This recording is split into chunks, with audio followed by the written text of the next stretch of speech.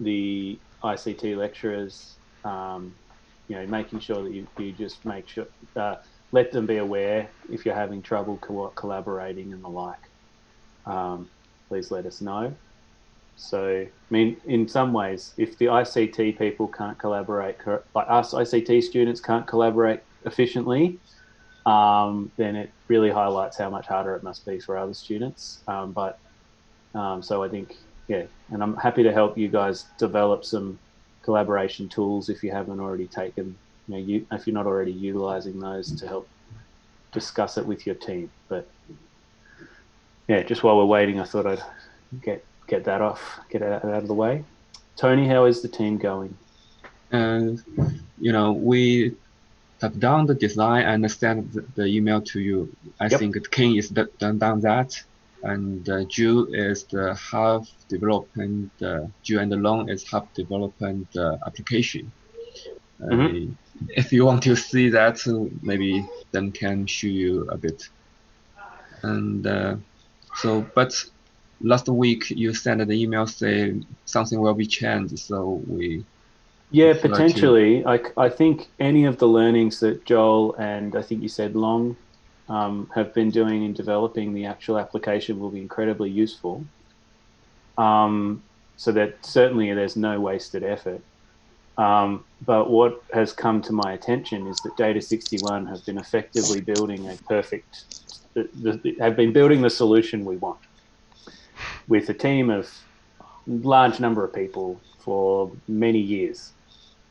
And so they have only really just started to release that to the community to let them know what's happening. And implementation of that tool does take effort, which needs Yeah, to be found somewhere. And I just thought this might be a perfect opportunity for your team to say that, particularly if Joel and Long are sort of part of the way through implementing something, to go to and starting to appreciate potentially how difficult it might be. yeah, That if this might be an opportunity to say, look, we've done this. It's it can do this. It can achieve this amount. In order to take this further, is going to require X amount of effort or hours. But then the Indra idea, I think, could be really, really interesting and useful as well. And so this is where I just wanted to talk with you guys. I have a particular desire, and I think it would be cool, but I also don't want to force you guys to do it because what we agreed to, a month ago or whatever, is very different to what this is.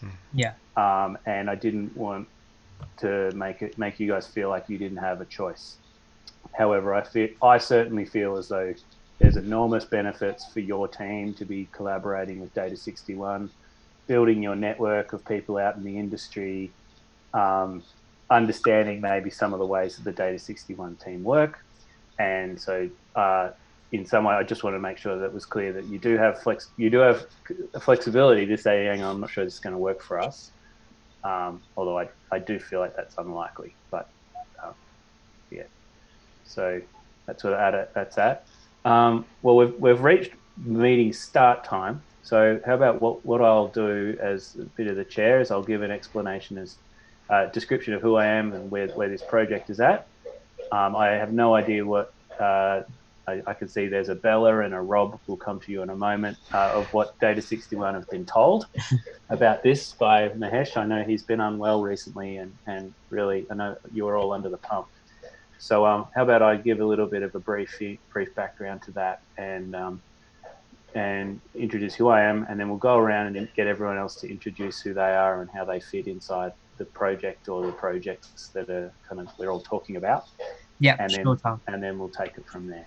Yeah. So I'm Dr. Tom Remini. I work at the Climate Futures team at University of Tasmania. We take high resolution climate information and transform that into useful, usable tools for our stakeholders. We've done a lot of work with different sectors: Hydro Tasmania, Tasmania Fire Service, Bushfire Natural Hazards CRC, Alpine Resorts Coordinating Council in Australia. So we've got to integrate climate information into agriculture, energy production, energy distribution, water management, volunteering. It's quite broad. And I'm just going to stop it there. I'm involved in the discussions of NESP 2 and where that's going to go.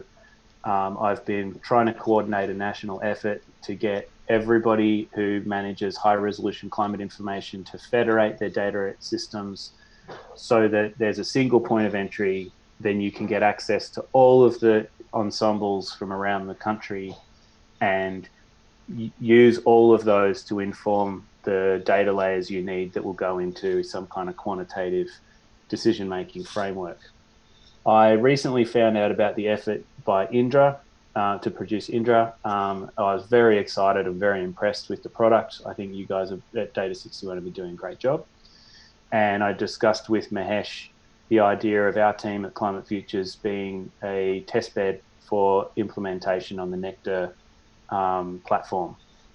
And Mahesh was very excited about that. I've also, separate to all of this, I put the University of Tasmania has a ICT degree, and students of that have to do a third-year project. I put our team up as a project to work on, and what they were going to do for us is to build a portal where people that want to get access to our data, which is something in the order of 1.5 terabytes of climate information, can get in, discover what's there, extract what they need for the spaces they care about, and that would release a large portion of the load that I get from other researchers and government officials wanting to get access to those layers. So that's what they were trying to do. So in some ways, they were trying to build something very similar to what Indra does. And so I saw the obvious connections when I found out about Indra. So I guess that's kind of where I fit and kind of where this project's coming from. We can obviously have questions about that later for those that need it. But now I think I'll hand over to the ICT team to explain who they are, where they're coming from, and their capabilities, as I might get Tony to give a bit of a brief about the whole team and how that all fits, and then do an individual kind of, this is what my skills are for everybody else in the team. Yeah. Let me start. I'm a project manager of my ICT team. You can call me Tony because my Chinese name is a bit hard for pronunciation. And Jill and Yulong Cai is our programmers, and Kim is our client liaison, and Nabil is our artist. The Ifan Lin is the designer, and Marisa is our documenter. We have done the design and have developed our application before based on the the requirements to like the climate futures. And one thing I need to mention is that we contact our supervisor Christy, and he said we need to report whole change of the application to her to get approval to get the change. In fact, we have a student and do some unit. We need exam. Christy will exam our works to do that. So we need to get some permission from her.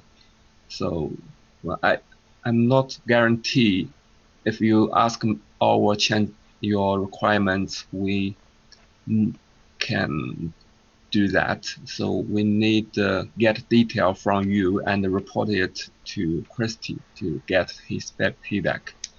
So this is our problem.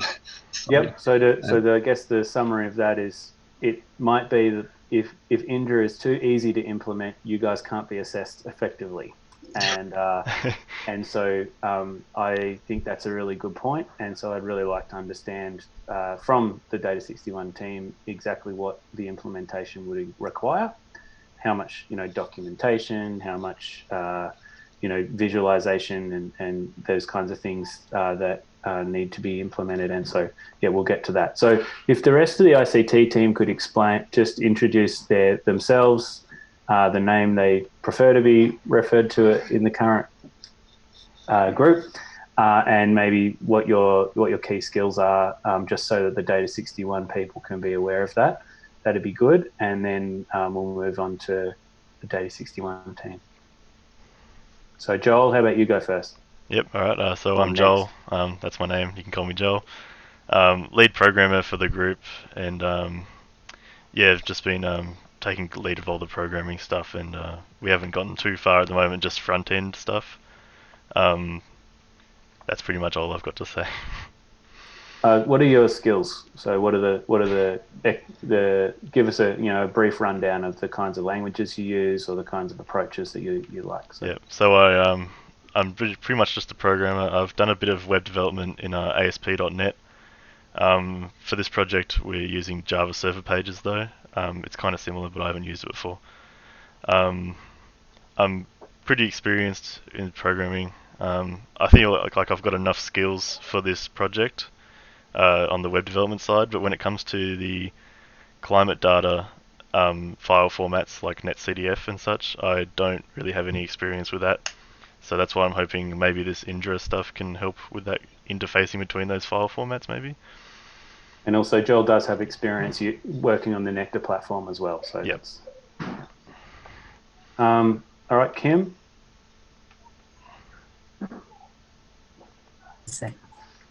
Hey guys, can you hear me well? Yeah. Yeah, my name is Kim, and I'm in charge of communicating with the clients and the Nectar team in this semester with the project team. So what I basically do is making communications within the team and with other people outside of the project. I also help with doing the documentations and doing the documentations for the whole project and the user manual. So yeah, that's pretty much what I do. Thanks, Kim. Mirza? Hey there, how are you going? I'm Mirza. I'm the lead documentation of the Climate Futures team, and I'm helping with the team with collaborate the things and writing the documentation for them and our client Tom Remini. Yep, that's the thing I'm doing in this team right now. Okay, thanks, Mirza. Nikhil? I'm going to just read out what your name says on the Zoom thing. Sorry, guys. Right. Hello, it's me, Nabil. You can call me Nabil, actually. I'm the lead artist, and I'm mostly doing the designing things, helping with Edward. And that's pretty much it. Thanks. And also helping with the writing stuffs. Yep. Cool. Nikhil? I'm not sure who Nikhil is. I think that's from the Indra team. Oh, okay. Sorry. Yeah. Okay. Yulong Kai? Hi everyone. I'm Long from the ICT team. So I'm the lead, I'm another lead programmer. So I do have some experience with the website development and have some experience with the Java and C language. Little. And do we have anybody I've missed from Yifan? Yifan? Hi, I'm Yifan Lin. I'm the lead designer in the team, and I'm currently responsible for the prototype design of the application. And I work with Nabil, our lead artist, to work out the design. That's all. Okay. Thanks, guys. So I'll hand over to the Data 61 team to maybe give a little explanation on who you are and how you're structured. So I'll let you guys decide on who's the lead.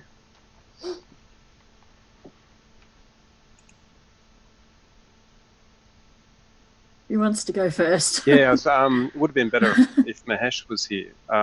Yeah. So I feel like I've been thrown kind of in the deep end a little bit. Yep. I don't feel like I've got a lot of context as to that Mahesh has as to how this relationship came up and why we're here and what the expectations are and so on. I'll just sort of put that on the table. Yeah, sure. No, we can address that later.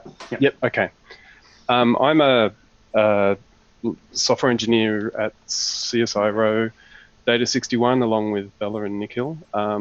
My background is not in climate science in any way, shape or form, but I do data management stuff. So I know how to, work with databases and do data things, and I'm a bit of a jack of all trades, do a bit of project management, client liaison, requirements gathering, all that kind of stuff. Work very closely with Bella, have for a long time, based in Canberra. Currently doing things in machine learning, natural language processing, as well as doing social media analytics and relational database management and document management systems and so on. So it's quite a wide brief. My involvement in this project is actually not very clear to me. I think it's a bit of oversight and more user requirements. I don't quite know what we plan to do with you guys at University of Tasmania, but I'm specifically, I think, involved in the Indra Victoria project with Bella. So it's a bit of a background, a bit of a ramble. Wasn't yet, so I'll pause there and and I think Nikhil's actually got the most experience in terms of the data that we're using in terms of the climate science. He's got a good handle on that stuff, whereas Bella and I come in from a pretty low bar in that regard. Okay, Bella, did you want to go next? Yep, I can go next. So like Rob, I'm a software engineer at CSIRO Data61 in Canberra, and I'm been tasked with taking over the front-end development of for Indra. So I didn't develop the initial version, so it's a bit of a steep learning curve to get my head around the code, but I'm making some progress on the Indra Victoria project that we're working on, which is displaying the climate change data for Victoria in particular. So like Rob, I've done a lot of front end and back end stuff and data management, and Rob didn't mention, but he's done a lot of work with spatial data and databases as well, so he's very comfortable with those sort of data sets.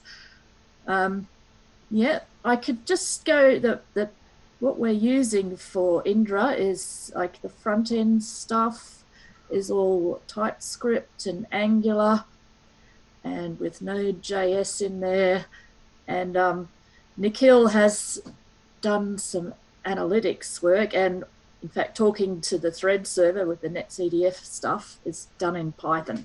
So we're using a bit of a mixed bag of technologies there. Yep.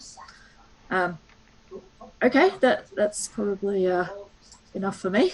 That's great, thanks Bella. And now Nikhil, we must be up to you. Yeah.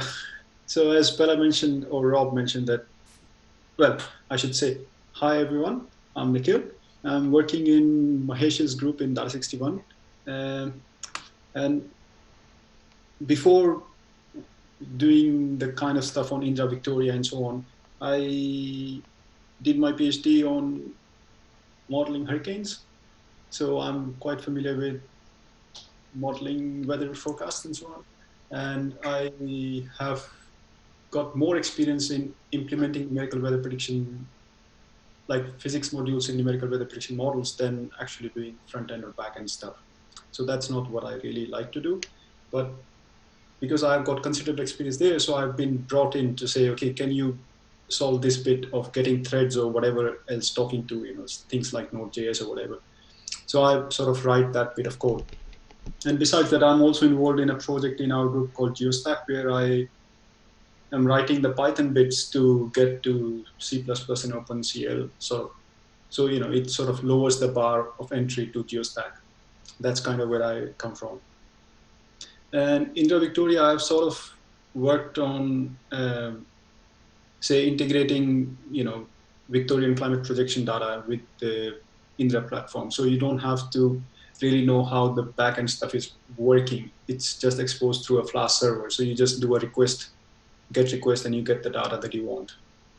So I sort of went with that kind of framework. And maybe Tom might know that I think I've seen some of your papers with John McGregor and Jack Gatsby and Marcus Thatcher or someone. So yep. I work quite a lot with them on CCAM sort of things here. Yep. So all the data we use is CCAM outputs. So yeah. So I'm writing the new layers around CCAM. So that's another bit that I'm working on, which is like, how do you have a seamless way of downscaling or so on. And also now we are integrating ERA5 inputs in it as well. So those kind of things I'm also involved in. Well, that sounds like I need to talk to you about lots of other things not related to this project. Thanks, everybody. That's great. Now, just to address Rob's concerns, and no doubt Nikhil and Bella's concerns as well, but and I guess in terms of understanding the needs of the ICT team, that's what I think we might find at the end of this meeting that implementing Indra on a Nectar server for the Climate Futures team to be able to utilize, where the ICT team are the human resource we utilize to get that done, might not be an appropriate thing to do moving forward. So first up, I want to make sure that's clear, that that's a potential outcome of this meeting, and that's okay. So that just to, I guess, make sure that the ICT team don't feel like they're being forced into anything is important for me, because they signed up to a particular task, and this task is actually a bit of a change of the scope. I met Mahesh in a meeting about 3 or 4 weeks ago, just before Easter, and it was the first time I'd heard of Indra and what it was, and it's actually a solution that climate scientists have been looking for a really long time. What I've seen of what it can do is awesome. And when I spoke to Mahesh, he said it should be, and this is what's driving this whole meeting. So let's make sure the software engineers are aware of that. I'm caveating something before I say it, right? This is important. That it would be relatively straightforward to implement the Indra modules that are required on a standalone server, although it does require effort and work. So it's not like you just download a program and it just works, but it is modular enough to be able to take everything and implement it in a kind of standard kind of a simple kind of process. And so that's the kind of assumption that I'm working on, in that Indra is transferable and it's relatively straightforward to transfer it. It might require some porting in terms of how it looks at particular data archives, but because you're using the Victorian CCAM outputs as your standard, our data is actually produced as part of that project. That also, like our project actually helped to support the production of the data that was eventually used inside the Victorian project. So, we're using a very similar data structure and directory structure. So those kind of porting components, I expect, should be relatively straightforward. But how did this all come about? So I'm a regional climate modeler. There are 2 major problems that we have. It's really, really hard to share regional climate modeling data with other researchers around Australia. It's really hard to access the data that they have and the data that I have to give to them, because the volumes are so large, and because of the systems that kind of the legacy systems and approaches that have been applied make it tricky. The other part is that when I want to deliver data to, say, an ecological researcher who needs a specific set of data inputs, climate data inputs, it's very difficult for them to get access to the data and to then understand how to use it and to transform it and to make sure that it's only for the area that they care about, like a weird, set of polygons. And that's one of the things that I wanted to try and build, so that the amount of time that I spend engaging with people that just don't, just need me to deliver data to them can be removed, because they will just be able to access it themselves. They might still need me to explain to them what the data is and talk to them and stuff, but if I'm not actually having to do the physical extraction and all that kind of stuff myself, that would be great. And that's what I'm hoping. And that's what I've that's what I've been led to believe that Indra can do. So when I was talking to Mahesh, it became clear that what I was trying to build and get developed is something that the Data61 team had built, or certainly had built very large components of it. Some of the functionality I want might be missing, but completely possible to build it in the future with funding. I'm not suggesting you just ask you guys to do it, and to build that into like future projects. And he has made me feel like it. He also said that Indra has not yet been implemented on the Nectar platform. It's something that you did want to try and test as a team, and that's where I want to host our system. So we now have a potential system that does everything, or at least most of the bits that we want. We have a user who has a particular use case that the system needs to be tested on. That's me. And we potentially have a team of people who could help implement this, assuming that it's not like, copy this package, unpack it, and hit go, which would also be great, but I don't expect that to be the case. So I guess what my question, Rob, have I given enough context to answer your question yet, Rob? And if not, please keep asking questions. Yeah, that is a good high-level background. So the ICT team, who are you guys? Are you students? Yeah, we're students doing a project. So yes. Thomas's project was presented to us as a end of degree thing for us to carry out project management practices. Right. Yeah. So okay. While we do care about delivering a high quality product to Tom, first of all, we're focusing on getting our schoolwork done. Yeah. But this is part of your schoolwork. Exactly. Yeah. Right. But we have agreed on a certain project, and we have a lecturer who has to approve changes.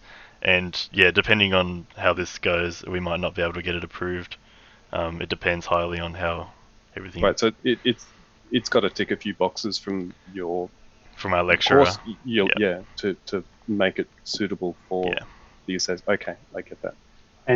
And so I am aware of this issue. I feel as I never expected this to be a download and kind of run, make, you finished, install or build. And so I thought there would be enough components required inside the implementation that would require the ICT team to actually be doing work. But then also, because we have access to a documentation lead, a visualization and design lead, there's capacity to not only just implement what Indra's got, but also to start feeding back to Indra and saying, here is maybe some of the problems in implementing this on a new system. Here's some more instructions that might be required to implement this on a new system. And so they could actually slightly pivot some of their deliverables to actually help deliver some of the Data61 team's requirements that you might not be able to do under the current resourcing that you have available. And so if the implementation of Indra was incredibly simple and easy, doesn't need to be anyway, then maybe there are other components we could build into this that the ICT team could actually help deliver to. And this is where I was trying to understand exactly where Indra was at in terms of its, I guess, transferability across systems, and whether that's something that's, it would take this team too long to implement. So that means that, it is a hard job. It's going to take way too long. They won't be able to get the kind of support they necessarily need to, and we'll find too many barriers. So then the Data61 team say, look, this is a great idea, but it's not going to work. Or alternatively, we say, hang on, this will really work. This is going to be great. And actually we could really allocate these people that are available to us through the ICT teams, the project team, to deliver some components that Data61's currently had as out of scope of existing projects. So, or potentially, like, I have a couple of pieces of functionality that Indra doesn't currently deliver.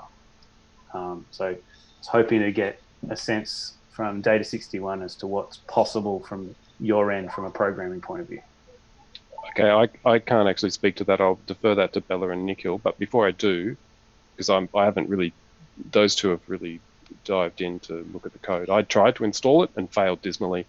I couldn't even get the package manager to work, the NPM, and so I just threw my hands up. So no, it's too hard. So maybe that ticks a box in terms of complexity. It's not straightforward. It's not a shrink wrap solution at the moment. But just to, you guys, what's your timeline for, is this a semester one thing that needs to be finished in 10 weeks, or is it for this full calendar year? It goes through this whole year, yep. This calendar year, okay. Yep, right. To the end of semester 2, yep.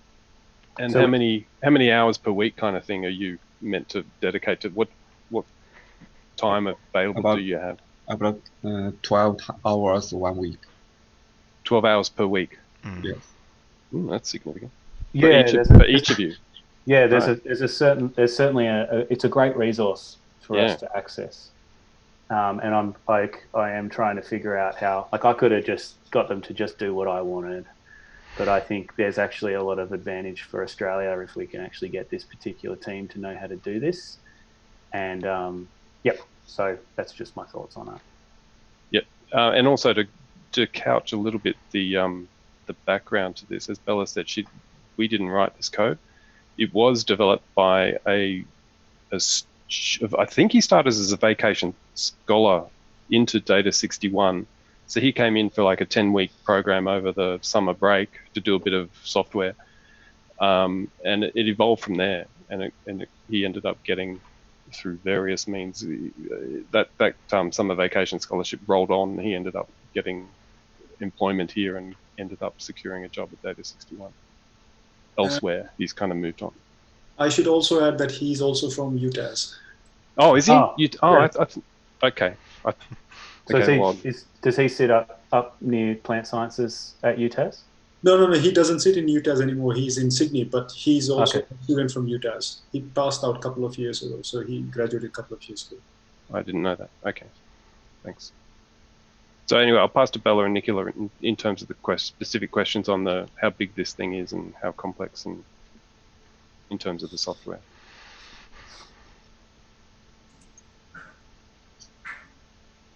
It's fairly big. I'm still getting my head around the code. So I guess what I'm doing now for Victoria is probably what you'll be looking to do for the Tasmanian data set. So, hopefully there's enough similarity that it won't be a huge job.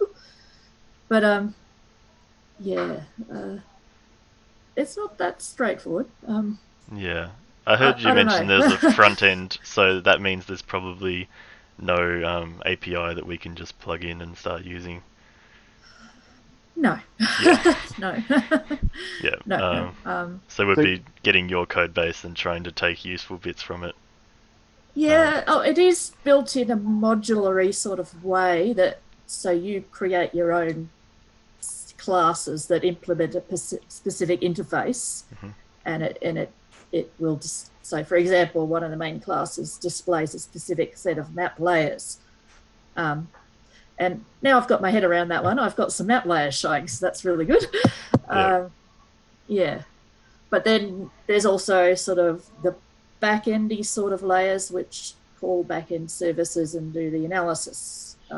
So that might be running some Python script or calling a service or something. Yeah.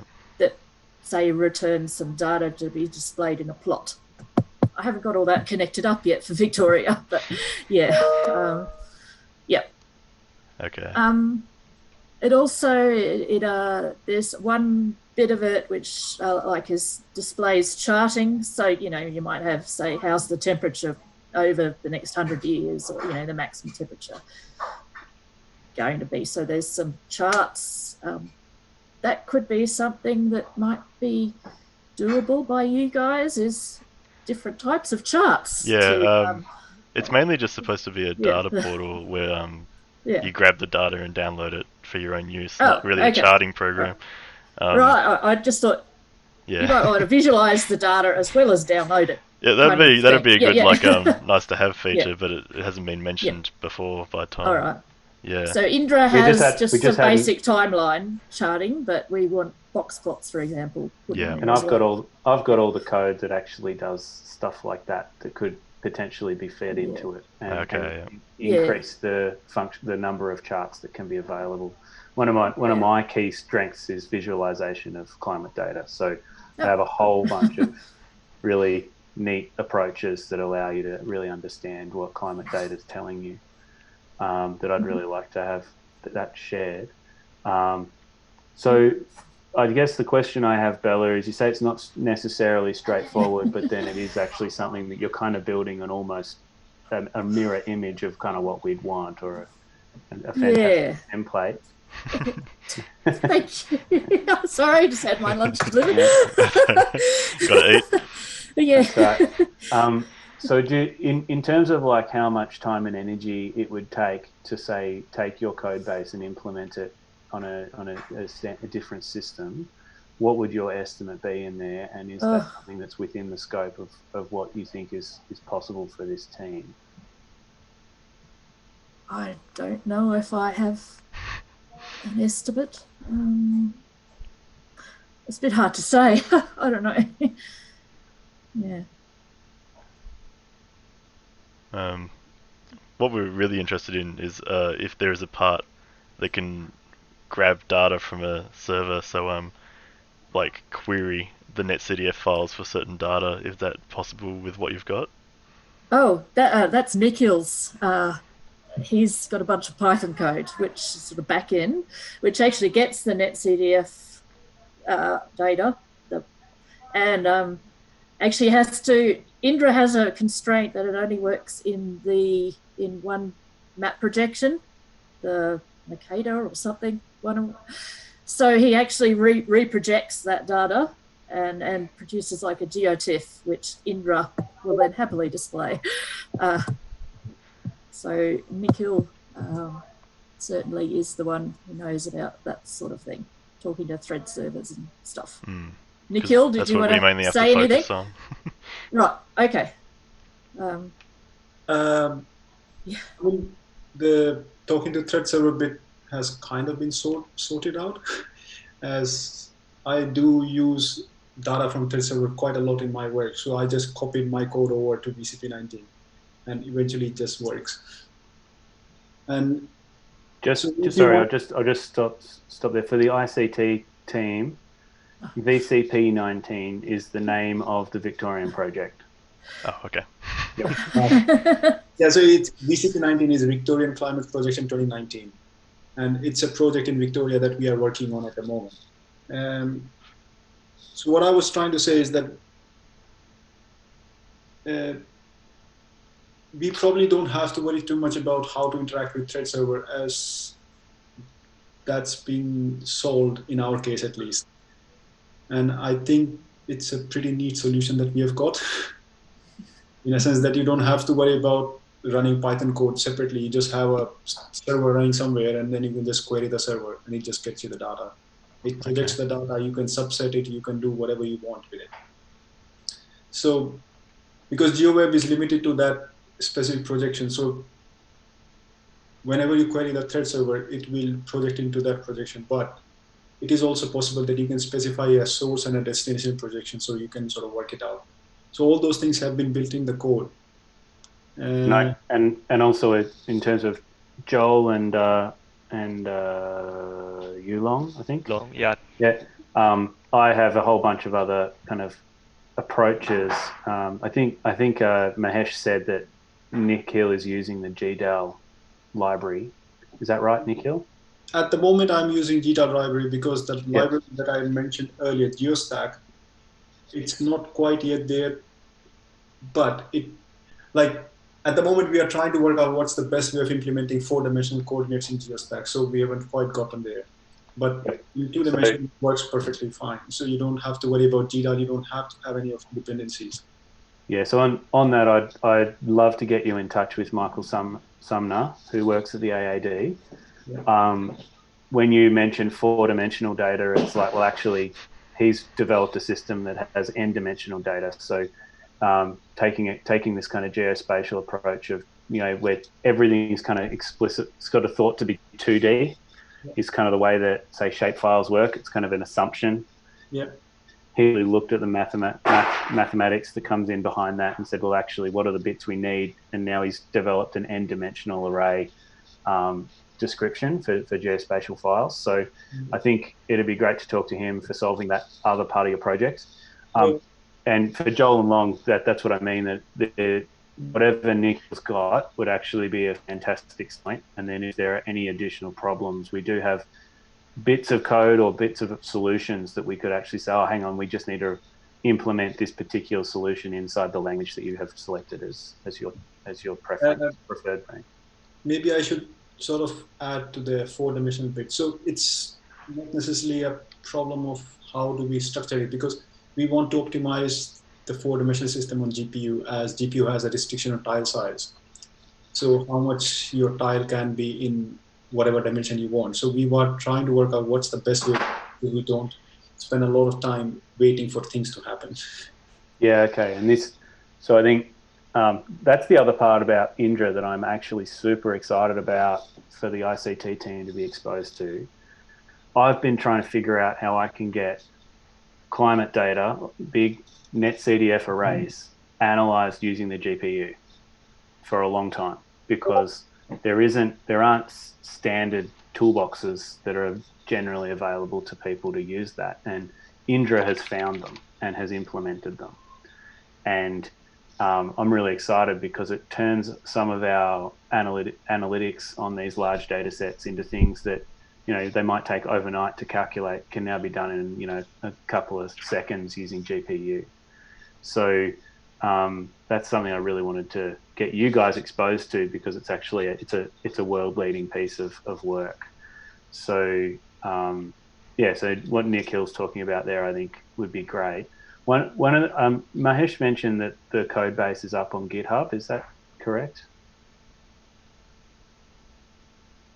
I think the GeoWeb code is on GitLab and internal Bitbucket Pyro thing, and GeoStack code is on GitLab, but it's now openly available, so it's publicly available. The GeoStack is not not Indra, I don't think. Yeah. No, I'm saying not Indra. I said GeoWeb. So GeoWeb is GitLab, but it's not openly available yet. Yeah. GeoStack is openly available on GitLab now. Is GitLab separate to GitHub? Yeah, it's okay. One of the similar things. Yep, cool. Yeah. So, Nikhil, how much time do you think would be required to implement what you've done on a new system? So the GeoStack thing, because we have sort of gotten to a point that you can just install a Conda package, so you just plug and play. So it doesn't require a lot of setup. I just have built a way that you get a Conda package, you go into the Conda and you say Conda install that. So it installs the Python bits and it also installs the C++ and GPU bits. So you get all of it. And then you can just go in your Python prompt, for instance, and you just say import GeoStack and you just have a GeoStack. And does that GeoStack all operate through Python? Is it a Python package, or is it a standalone piece of work? You can write your own C++ code around it, but it's a Python package as well. So you lower the bar of entry. Yeah.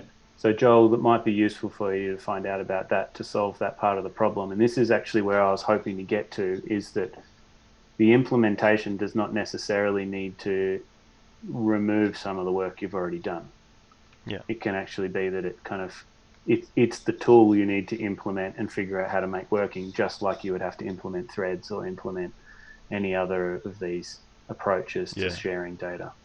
Yeah, one thing I would say is that we would be really keen to find out how GeoStack works on Nectar, because we haven't tried to port it there. And we haven't even tried it on any cloud platforms yet. So it would be nice to see if it actually works and how does it work and how does it perform and so on. Yeah. I certainly feel as though that particular component of the Indra suite of tools would be something that delivers to our needs and delivers to Data 61 needs in that way. And it would be great and it actually doesn't then change the project of what it is we're trying to deliver. It just fills in one of those steps that we were trying to achieve. So if Nikhil and Joel could, start a conversation and you Long, start a conversation and see if you can implement that as the toolkit. That could be really valuable for the project. And then when it comes to then building the interface at the front end that you've been doing a bit of work on, Joel, you could either implement what you've kind of already built, or you could then potentially talk with Bella and see if there's anything you can you need to implement there, like anything that she's already got that actually makes it simpler or easier. It doesn't necessarily sound like that's the case, but yeah, because we didn't actually quite have a plan for the back end yet. We were just going to try and get threads going and do it all manually. But if there's some sort of library these guys have written that can make that easier, because we haven't really specified our back end plans yet, then it's certainly doable. Yeah, I think I think that's where some of the biggest challenges will come from in terms of if the fact that Nikhil says they haven't tested it on Nectar yet. I think that's a really nice thing to try and do first, and it should become really clear whether it's going to or it's totally not going to work. It should be really, really quick answer to get to. It shouldn't be something that takes you months to figure out that it's not going to work. And especially with Nikhil's sort of guidance and you guys sort of pushing away at trying to implement stuff, I think that'd be good. And I think documenting that process will be really valuable for our research community to see how that all went and what challenges you had and the like. So, so I think that's certainly something we could work towards moving forward, and allows the teams to start working together without necessarily having to do a full change of focus of what your project is. It's just utilizing a particular tool that's come up. Yeah, that might be the solution, and we can think about whether that's possible for the front end stuff as well after you've got the back end stuff sorted, because the back end needs to get done anyway. Yeah. Whether that can be done in parallel, I'll leave for Tony as the project manager to decide. Sorry, I listened to your chat with that. I checked a few things. Is that first things is you didn't need our application anymore. That is really. If the back end hasn't been written, then the application that you've got was only going to be a front end component. Is that correct, Joel? Well, it won't do much without the back end. It'll just be a picture, pretty much. It sounds like no matter how well we do this project, Indra is just going to be way better than it anyway. Yeah. Yeah. So it seems to me like we can have a go at implementing some of Nikhil's threads stuff, but it seems to me like as soon as this year's over, this project will just be thrown in the bin and Indra will be used instead. No, not necessarily, because it does require effort to install and install these things, and we'd need to get that funded in some way. And so this is where the effort that you put in, it'll take us some time to then find a similar resource to be able to change it. And I wouldn't necessarily say that we'd throw anything away. I think, as you say, the back end has to exist regardless. Yeah. And if you can get the back end working, that's actually sort of, for us, particularly our team, that's like 80% of the problem. So then and then if we're successful with that, it might be that implementing the front end, which is the nice shiny bit that looks amazing, could end up being something that doesn't actually look that hard moving forward, depending on exactly what Bella and Nikhil come up with in the Victorian project. Yeah, there'll definitely be some positive takeaways from it, even if it doesn't end up being used that much.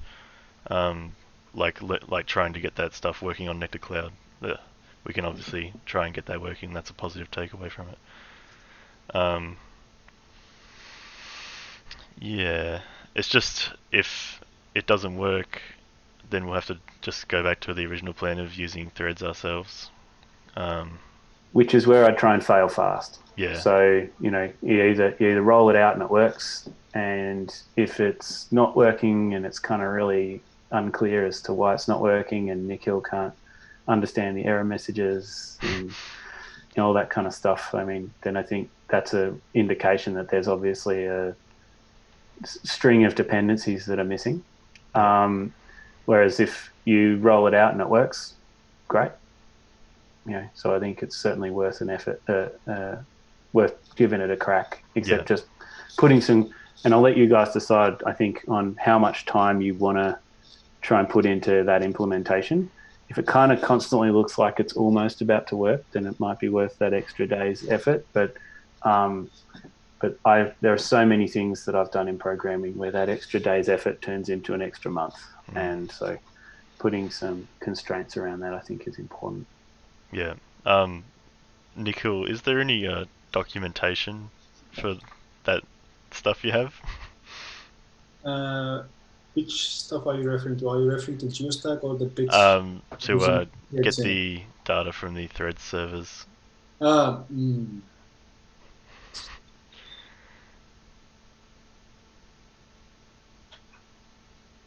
mean, like I said earlier, that it's implemented in Python, right? So you can just use the netcdf4 package from Python, and it just gives you the files that you want. Okay. The code is the documentation, is what Nikhil's saying. Yeah. Or it's all in my head. Yeah. Yeah. I'm not particularly experienced in Python. Right. Yeah. And so that's another. Yeah, I'd have to kind of learn how that works. Yeah. Yeah. The other bit that I did is there's like because whenever you have a thread server, right? So there's a heaps of data in subdirectories and so on. So there's a bit I do which is like crawl the thread server and find the files that I really want and just leave the rest out. Yeah, well, that sounds really useful. So those are like the two important bits which are there. But then again, I said that I haven't documented it very well. Yeah. Okay. Yeah, because that's like and that's, we've got 150 terabytes of data that we need to like find the relevant parts that we want. Yeah. Yeah. And that fact that Nikhil has sort of hasn't documented it well is potentially somewhere where we could actually help the project, help Data61, by going through it and asking the questions like why didn't that work, and that's actually a really valuable input back to them, so then they can build a more sort of reproducible system. I think if we just leave it at that for the time being, if that's okay with everyone, we're approaching the end of the meeting. If Nikhil and Joel, if you could exchange email addresses just before you exit, and just sort of take that a bit further and see where that goes over the next week or so. You can keep me in the loop if you want, in terms of CCing me to emails and the like. And that way, I think that helps to deliver to what we need. It will potentially help the Indra team with understanding some of the barriers to entry for users of the system. And does that sound like a good idea, Nikhil, Rob, Bella? Yep. Thank you. Yes. I'm a bit curious about what the formal arrangement is between us and you in terms of getting access to the code. There would need to be some some sort of project in place, I assume, for that to occur? I mean, that's something I assume you've discussed with Mahesh, or? No, not yet. I was under the impression it was sitting in GitHub, so it was already open access.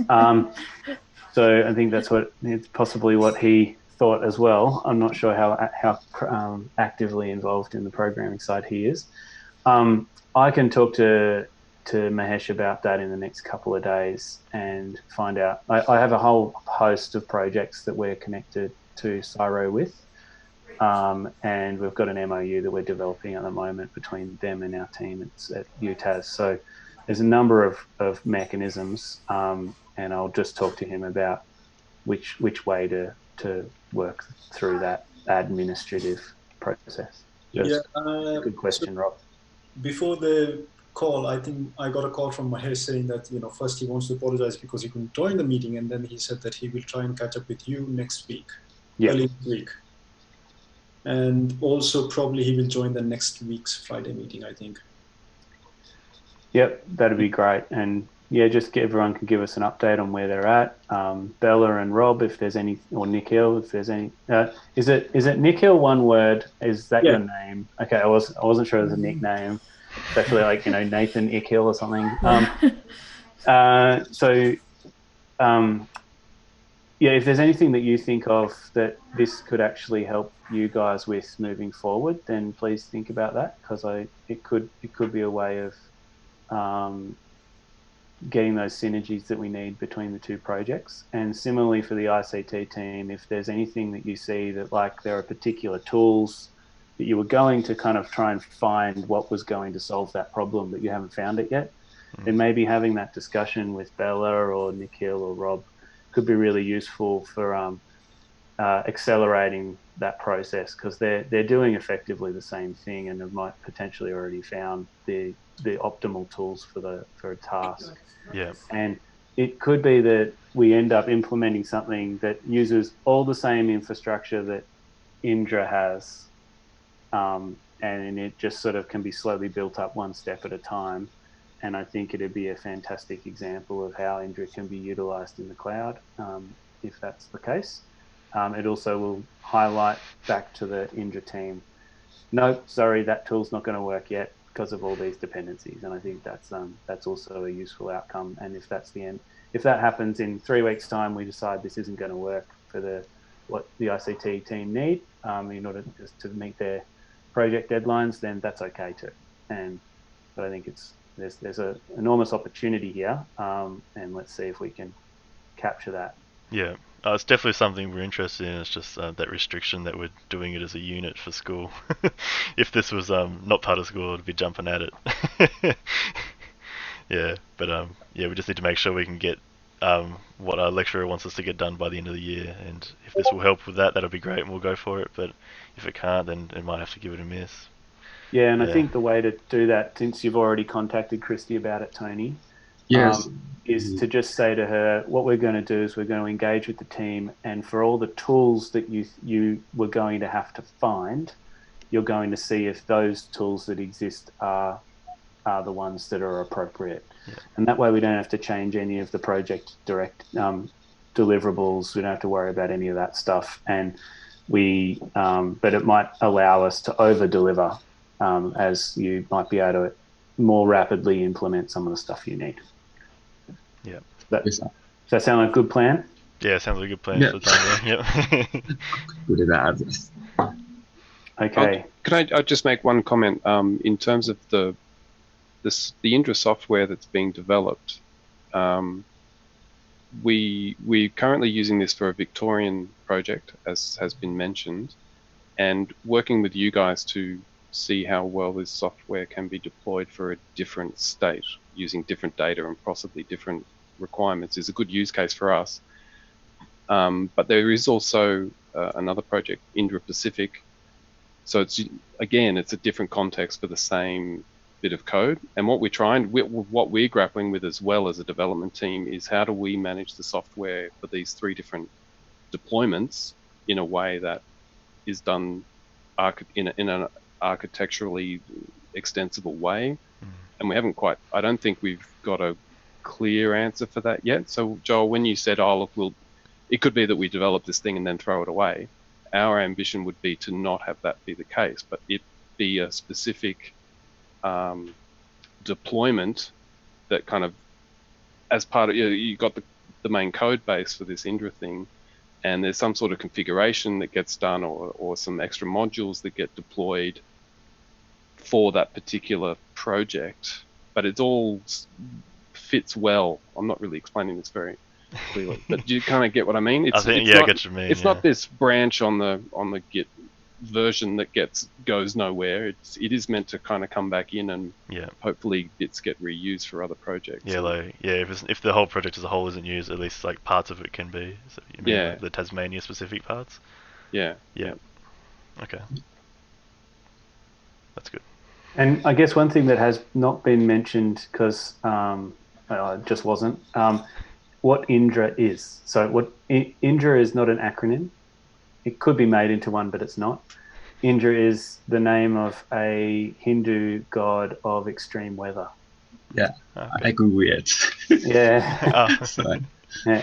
And so that's where it actually came from. They were looking at lots of different names. They tried, all that sort of stuff, but that's where it comes from. And it's often one of the questions, like, why is it called Indra? Well, I like it. It's a good name. Yeah, it is. It's better than Climate Futures Data Portal. I think we need to have a better name for our project. Tell me about it. Yeah, you should see some of the other ones that I need to eradicate. Yeah. Thanks very much, everybody. I think this has been a useful meeting. Bella, Nikhil, Rob, I'm really excited about meeting all of you. I think there's a lot of stuff that I could help with, and our team could help with, in terms of understanding the climate science and the use cases that are around Australia. That's basically what I do, and I'm really excited about where Indra is going to go longer term, and that's one of the reasons I want to help support the effort and want to help get involved. I'm hoping some of these young people that we're engaging with now actually end up being useful assets to our national capability longer term. So it's really exciting to hear that this project actually was initialized by a very similar student to these that are involved. Certainly pass that back to Christy. I think that'll allay her a little bit in some ways. But yeah, I think that's it for the meeting. Is there anything else that anybody wants to say before we have to drop out?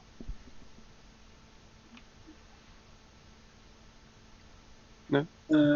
No, it was very nice meeting you guys, though. Yeah, nice to meet you guys. Yeah. And Nikhil, have you got Joel's email? Have you guys? Yeah. You've done that? Okay, that's great. As long as that communication channel's open. All right. Well, thanks very much, everyone. I think that's been really useful. Not necessarily as the silver bullet kind of solution I was hoping for, but it certainly seems exciting. And let's hope that this collaboration works really well moving forward. All right. Thanks very much. All right. Thanks, guys. Nice to meet you. Thank you. Bye.